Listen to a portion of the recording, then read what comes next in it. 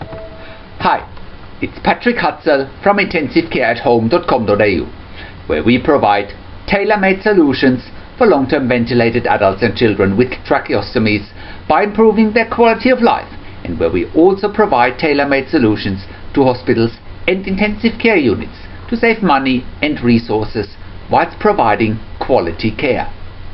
In last week's blog I talked about why going to the ward or to die are not the only options to leave intensive care, and why there's a proven third option. You can check out last week's blog by clicking on the link below this video. In this week's blog I want to talk about the 5 reasons why intensive care at home is not disrupting intensive care. Intensive care is a busy, challenging and volatile environment, and yet whenever it comes to long-term ventilated adults and children with tracheostomies, there's so much room for improvement, with intensive care units doing what they've always done without actually considering what can be improved when it comes to the care and treatment of long-term ventilated adults and children with tracheostomies.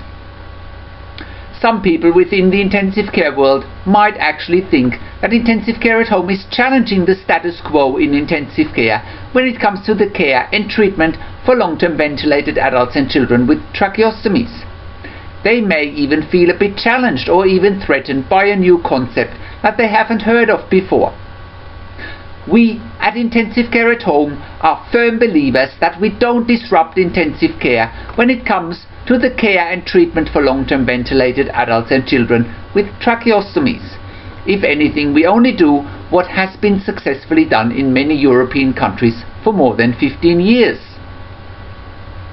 It's therefore that there are 5 reasons why intensive care at home is not disrupting intensive care when it comes to long-term ventilated adults and children with tracheostomies.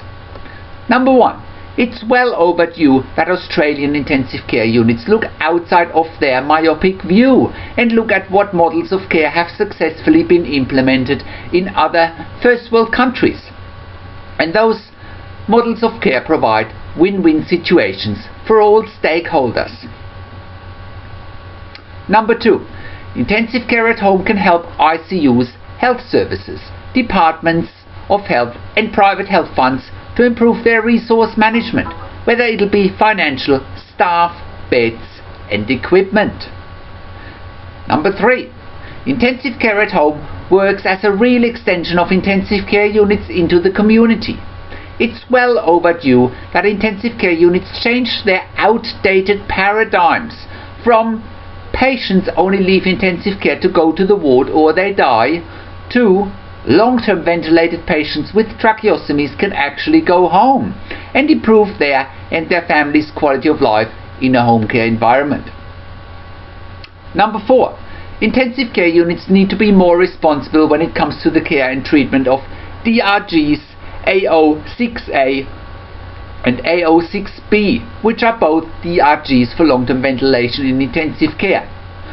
Those DRGs AO6A and AO6B are the second highest ranking DRGs in Australia when it comes to the amount of money being spent on patients requiring long-term ventilation with tracheostomies, and yet intensive care units are not accountable for the millions of dollars they spend on those DRGs without looking at how those massive expenses can be minimized and the quality of life for patients and families can be improved. Number 5. Long-term ventilated adults and children with tracheostomies and their families are facing a massive challenge and ordeal when it comes to their care and treatment. Patients and families have no quality of life in intensive care. It's therefore that in order to provide a more holistic and more patient and family friendly environment, that a shift to more hospital in the home services is inevitable, even in a high acuity area such as intensive care. What are your thoughts? Do you think that intensive care at home is disrupting intensive care, or do you prefer the status quo? Leave your comments on the blog. We are also currently hiring enthusiastic and experienced intensive care nurses with critical care certificate for a ventilated Melbourne client close to the CBD. For more information, check out our career section or contact me on 041 094 2230. Thank you for tuning into this week's blog. This is Patrick Hutzel from intensivecare@home.com.au, and I'll see you again in another update next week.